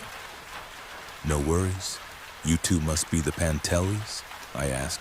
Yes, again, so sorry our car... How dare you? Cynthia shrieked. Both the Pantellis and I gaped. I'd never actually seen my aunt interact with any other guests. She'd always come in and left so quickly there'd never been a collision. Look at all that water you're dripping, my aunt ranted. You're making a mess of my establishment. Filthy, dirty. I'm sorry, the older woman said. I wasn't thinking. No, I said, not your fault. The weather's terrible. Just go check into your room and we'll take care of the mess. Cynthia snarled. We will absolutely not. Shut up, I said. Look, whatever you're here to do, leave my job and this hotel out of it. This is my hotel. Number it's not. She glared at me. I glared back. The Pantellis had the good sense to snatch their room key and scuttle away. For an entire minute, my aunt and I stayed like that, both of us staring each other down. Finally, she harumphed, adjusted her Aunt Cynthia name tag, and strolled away. I'm going, she said, finally. It wasn't until a bit later that I realized what she'd said. Not, I'm going to talk to Roy about this, or where's my husband. She'd simply said she was going. I did indeed clean up. We always keep spare towels at the front desk, so I used those to wipe the floor. Only once I'd finished did I see the suitcase at the foot of the receptionist desk. They'd forgotten it, understandably so, during the kerfuffle. Once a bellhop, always a bellhop. I wheeled the suitcase to the elevator, took it up, then rolled it to the Pantellis' room. I knocked, no answer. You forgot your bag, I called. Nothing. I'll just leave it at the door. I started down the hallway, then paused. Something felt wrong. They'd only been in their room a few minutes. Surely they couldn't be asleep by now, and why hadn't they realized their bag was missing? I retreated to the door, knocked once more, then when nobody answered, inserted my master key. Coming in, I said. No answer.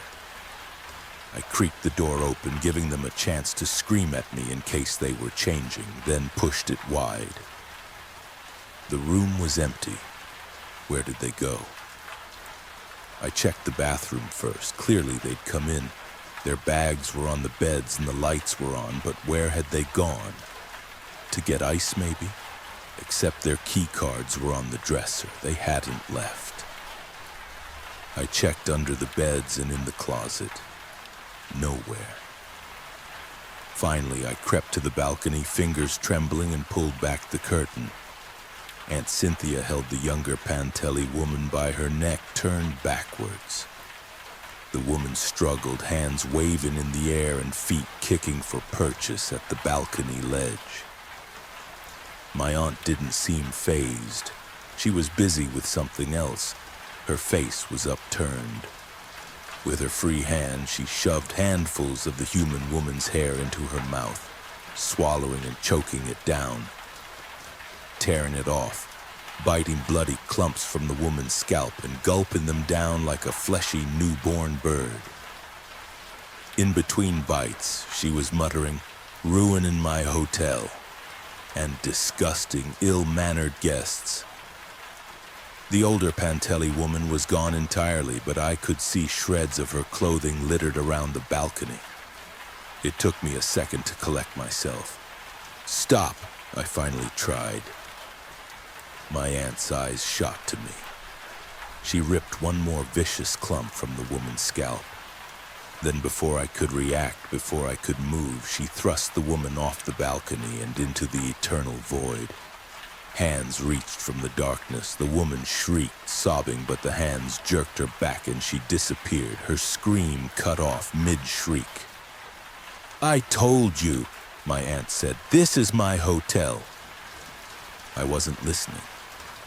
I leapt for the sliding door, threw it closed, then slammed down the bolt. It would crack. I was sure of it. All that stood between us was a thin sheet of glass, but my aunt didn't rage. She didn't bang or throw a tantrum. She merely stood there watching me, trapped on the balcony. My uncle picked up on the first ring. "Yeah?" he said groggily. "She's here," I said. "Your wife." He didn't ask anything else. The phone merely clicked. Minutes later, he was at the hotel. "Where?" he said, and I led him upstairs to the balcony. For nearly 2 hours they talked. I sat outside the room the entire time. For his protection, I told myself. But what could I have done if she decided to hurt him? The woman was inhumanly strong. What was she? "Meeting?"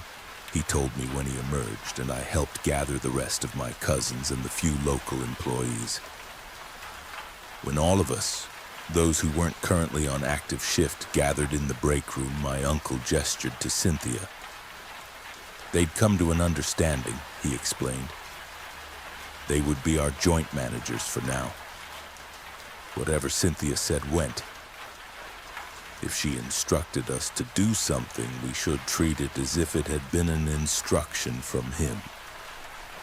My aunt smiled at all of us, but at the very end of the speech, she looked at me specifically, adjusted her badge, and winked.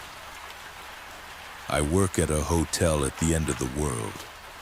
For my entire life, my uncle has known what to do in every situation. He's fixed every problem that's arisen, but I think now there may be a problem even too big for him.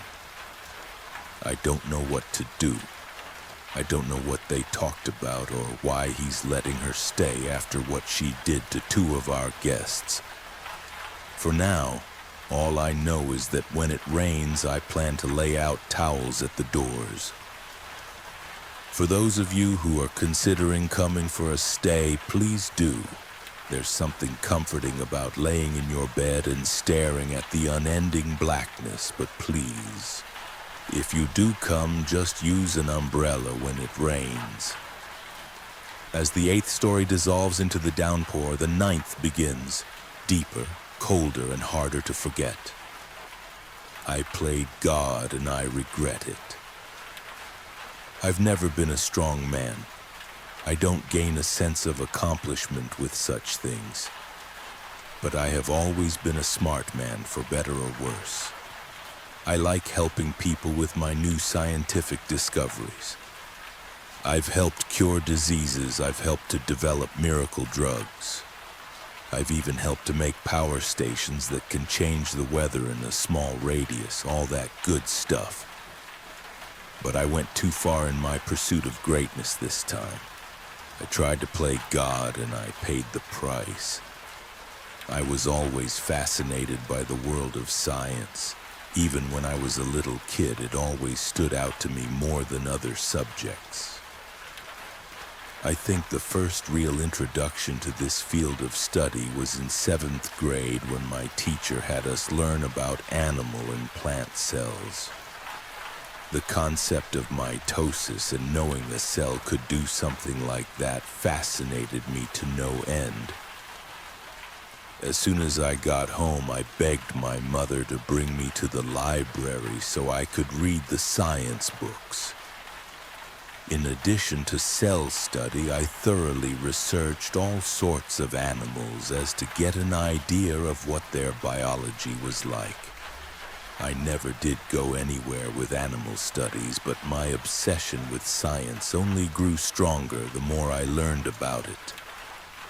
My sophomore year of high school, our science teacher, Mr. Rourke, told us that we were to do an experiment for our final. The only requirement? Impress me. During this time, I had fallen slightly more in line with animal biology, as it helped to have an idea of how the entire body of something worked. Specifically, I had begun to research reproduction and, more importantly, regeneration. I was completely and utterly obsessed with the thought that something could not only survive mutilation but make themselves whole again. It was completely alien, yet it made sense. It's a strange balance. I settled on the planaria, a carnivorous flatworm known most for their regeneration. I had found the subject of my project. Now, as it turns out, you can find these little guys pretty easily in the United States. All I needed was some catchers, but I lived near a fishing shop, so that was likely the easiest part. With my subject chosen and my method of obtaining it within my grasp, I was ready to finally start working on my project. Since you can't really do something for the whole day during school, I waited for the weekend to try and catch my little worm friends. Having a car makes things a lot easier, so I drove to a few different bodies of fresh water in my town and set up the catchers. I figured I'd wait a day before going back and checking. What was the worst that could have happened? Having placed the traps in the water on Saturday, I chose to check them on Sunday. To my complete and utter astonishment, I had actually been successful in my endeavors. It wasn't much, but I managed to catch 3. For the contents of my project, it was going to work. I had already bought everything else I needed for the project. A water tank, tools, all that stuff. Oh, I guess I forgot to mention just what my intentions for this project was. I was going to see just how much these little guys could take before they couldn't regenerate anymore. Cruel, I know, but they can't feel pain, so I'd say that makes it slightly less horrible. I started by simply cutting one in half. My plan was to harm each one to the point at which regeneration would be needed, and then record how long it would take for it to regenerate, if at all. I cut the worm in half and began a recording. A time lapse, of course. The second worm was going to have to endure a bit more. I decided that instead of cutting this one in half, I'd crush it completely. It was terrible, no need to ask how I felt, but I did it anyways. For the last one, I had a bit of trouble figuring out what to do with it. Then I went to the bathroom. There I found a bottle of hydrochloric acid. I got an idea, a terrible, terrible idea. Only a little bit, I told myself as I reached for it. Only a little bit, I won't kill it. I diluted the acid with a lot of water. This was years ago, so I can't really remember the details, but it was enough to cause superficial damage to the worm. I poured the acid on it, and it burned up slightly before laying flat. I then added water to each segment in the tank and began my 1 to 2 week long recording. Mr. Rourke had given us 3 weeks to finish the final. So all I had to do was gather my recordings, make a document listing everything I studied, and hopefully get at least an A on this thing. I was one of the only students not doing anything at their desk in the class, so I wasn't too surprised when Mr. Rourke called me up to the front. I obliged and went up to his desk. "Hey, you called me up? Is something wrong?" "No, nothing is wrong," he responded. "It's just you're not doing anything as your project at home." "Oh," I exclaimed. No, sorry. Yeah, my project is at home. It's a time-lapse kind of thing, so not exactly at school desk work." He looked puzzled and then curious. "Ray," he replied. What are you doing for your project? I won't say too much, but I'm experimenting with just how much an organism can take before it gives out. He looked shocked. Jesus, like actual animals? No, just worms. Okay, well, I hope you know what you're doing. Playing God doesn't always work out. Ah, I replied. Don't think I'm playing God, I'm just seeing how things work. I'm experimenting. If you say so. Good luck with it, he said and gave me a pat on the shoulder. The next 2 weeks were pretty nerve-wracking. Not because anything in my life made me that way, but because I was anticipating how the worms would fare. And then 2 weeks after I mutilated the 3 worms, I checked the results. I checked on the first one. To my complete astonishment, it had regenerated itself and essentially created a new worm. I was elated. It didn't make 2 worms, but I wasn't too upset about it, considering that it wasn't the main objective. I checked the next one. Despite the complete crushing of it, this little worm also managed to regenerate. Amazing. I'll spare you the details, but even the acid worm regenerated. I was absolutely floored. My experiment had worked, and I caught it all on tape. I had played God, and it was a huge success. I whipped up a document detailing each worm's condition and how it wired in general. Cited my sources, formatted it correctly, and put the time-lapse on a hard drive. I was going to blow everyone out of the water with this. And 1 week later, as I suspected, the project was a complete success. Mr. Rourke came to me after the final class and requested a one-on-one. Raymond, you know I don't pick favorites, but I have to say, I think that may have been my favorite project any student has done. Ah, thanks, Mr. Rourke. It was quite interesting. I think I want to do more research in this field. It's fascinating stuff. Well, it was good teaching you. I just hope you keep one thing in mind, he said as I was exiting the classroom. Oh? And what's that? Be careful when you play God. You never know what could go wrong. And that was the last I saw of him. You probably know the rest. Went on to study cytology at some high-end university. Graduated, found different jobs and all that. So where did that leave me? Well, my next plan of action was clearly to create medicine using the DNA of the planarian. I already had a great reputation among the science community. So when I pitched my idea to create a cure for injuries using the biology of a flatworm, all I was asked was, how long will it take? It took a long time, years that will stand out to me as some of the most important in my life. And then I met Andrea.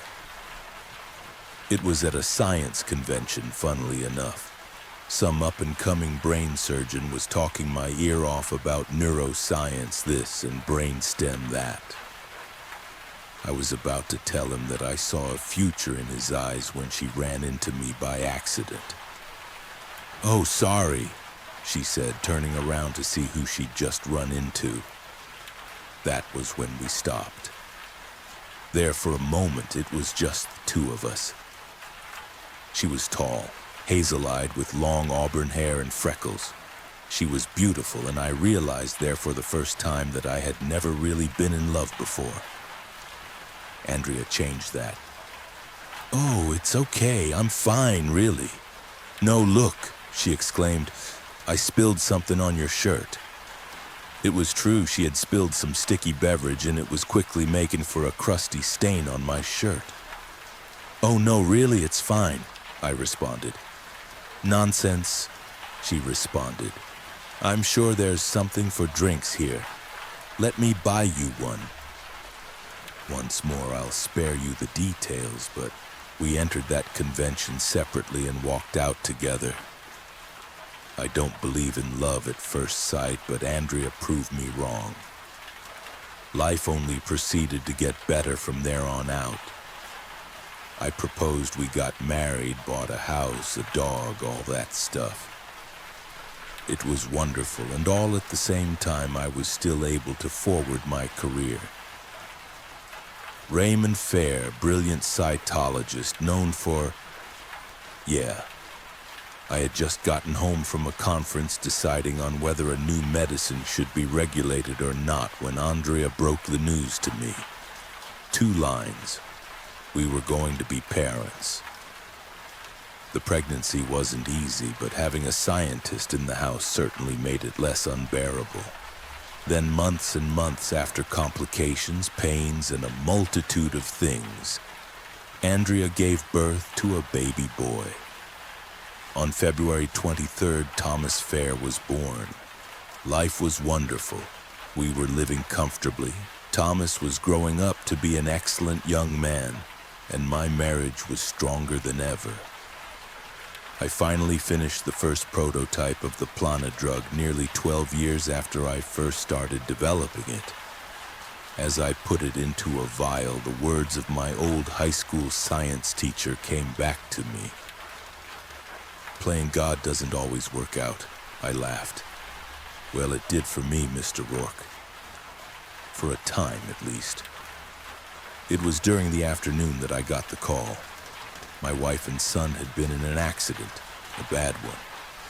Doing the right thing, I obviously abandoned whatever project I was working on and zipped over to where the accident happened. In the hour that I was there, my life as I knew it ended. My wife and child were dead, killed instantly in the impact. Reports say they were both crushed from the waist down. It was a drunk driver, wasn't paying attention to the road, hit them head on. Instantly, all of what I had worked for in my life was taken away so easily. The authorities said there was no chance of them living and that I should start sorting their stuff out. I wasn't ready to give up so easily. I'm ashamed that I did it, but hours after their passing, I broke into the morgue they were being held in. Desperate times call for desperate measures. I couldn't bear to think of life without them. To my surprise, there wasn't a lot in the way of security, and I was able to get in and out without much trouble. I had only one thought in my head for the entirety of the drive home. You two are coming back, if God wills it. As soon as I hit the driveway, I was out of the car and dragging the corpses into the house. They were coming back, they had to. I wasn't sure if I could handle things without them. I brought them down to the basement where my lab was and laid their bodies out on the 2 tables. I then went over to my solutions and picked out the 2 vials I needed. Plana drug. As I readied the injection, the words of Mr. Rourke continued to ring out in my ears. Playing God doesn't always work out. I needed this. Playing God doesn't always work out. I couldn't listen to my thoughts. Playing God doesn't always work out. Well, it was going to have to work out. I wouldn't be able to go on if it didn't. I injected both Andrea and Thomas with the Plana and brought them up to their respective beds. I'd check on them in the morning. Decisions of a madman or desperate choices made by a grieving used-to-be father and husband. I was walking the line, but I was also dangerously close to falling in on both sides. When morning came, I would find out which side I fell in. When I awoke, it was in the arms of my loving wife. I looked over, and while a bit dirty from all of the morgue preparations, there was my wife, beautiful as the day I met her and as beautiful as she'd ever be. "Hey, sweetie, how are you feeling?" she asked, putting a hand on my cheek. "I'm doing better now," I responded before kissing her. I couldn't believe my luck. The drug I had spent the better part of 13 years making had worked. I was able to bring my wife and son back to life. The planarian DNA had repaired them. I had played God and it worked out. Of course, something had to change. And it did one day when I found my son sitting in front of the open fridge door, gnawing on a raw chicken that was supposed to be for dinner. "Tommy, what are you doing, buddy?" He looked at me with carnivorous eyes. I was hungry and I wanted meat, so I'm eating. I suppose I should have suspected something, but Tommy was a growing boy. I only wondered why it was raw chicken of all things that he chose to eat. We ate something else. The days went on. I caught my wife wolfing down several pieces of fish in the living room and got only the same response from her. I was starting to get worried about the well-being of our family. It was jarring when I caught both of them eating. The last experience with my son is what nearly sent me over the edge. I came up from the basement one day to a horrifying scene. There in the middle of the living room was Tommy. He was eating the carcass of a squirrel. I lectured him on why he shouldn't do that and asked where his mother was. Eating the meatballs. She had been eating the meat for the dinner we were going to have that night. I felt like I was losing it, but I tried to stay positive about this. They just needed to get used to their new lives and eventually everything would be okay. I couldn't call the cops because, I stole from a goddamn morgue. I shouldn't have ignored the signs. We ended up ordering takeout that night. I noticed that the ravenous hunger was shared between the two of them, as by the time I had gotten halfway through my meal, they were already done and looking for something else to eat. "What's with you guys?" I asked, putting my fork down. "We have more food if you're so hungry." My wife turned around and looked at me with the same eyes my son had earlier that day. "We're hungry, we want meat, so we're going to eat." They ended up clearing out nearly the whole fridge before going to bed. I had to do something in the basement. I was going to study just what was causing them to act like such animals. As I set up the microscope, I could hear noises upstairs. It sounded like someone was crawling around on their hands and feet. I wasn't able to get a good look at the Plana sample. I heard the basement door open. "Dad." "Honey," it was them. "We're hungry. There's no food." I looked up the stairs and there they were, crouching and looking at me. "What's wrong with you guys?" I yelled. "Why are you so hungry?" My wife was the one to respond. "Don't know, just want to eat." I was exasperated. What the hell was happening? "What do you want to eat?" My wife, with a hungry look in her eyes, grabbed Tommy's hand and responded, "We want to eat you, we're so hungry." I ran. I locked myself in my utility closet before they could get to me. That's where I am now, waiting and typing this. I think the worm DNA spliced with theirs and created something entirely different. I don't think that's my wife and son anymore. All is silent except for the occasional meat, food, or "let us in." I wish I had never discovered those goddamn worms. I wish I had never gotten such positive feedback on that project. I wish I had taken Mr. Rourke's advice to heart. I was so busy trying to find out if I could do this stuff that I didn't stop to wonder if I should. Please, for your sake, don't make the same mistakes I did. Don't try to play God because I did, and it didn't work out.